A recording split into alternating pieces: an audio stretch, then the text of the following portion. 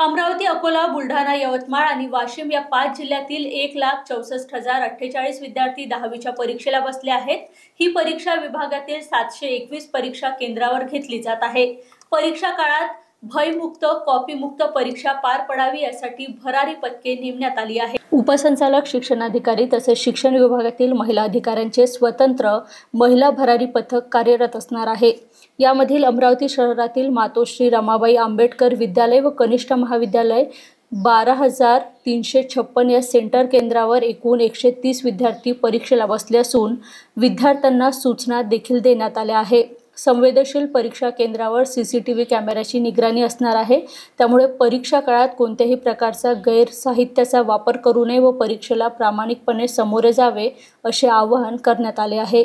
परीक्षा केंद्रावर पोलिसांचा कडक बंदोबस्त तैनात केला आहे। परीक्षेच्या सुरळीत योजनेसाठी प्रशासनाने सर्व तयारी केलेली आहे। विद्यार्थ्यांना कोणताही अडथळा होऊ नये यासाठी परीक्षा केंद्रावर शिक्षकांनी दक्षता घेतली जात आहे। मी आशिष छत्रपती देशमुख, मातोश्री रमाबाई आंबेडकर मुख्याध्यापक। आज SSC बोर्डची एक्झाम असून आमचा सेंटर नंबर 1235 आहे आणि आमच्या सेंटरवर 130 विद्यार्थी प्रविष्ट झाले आहे।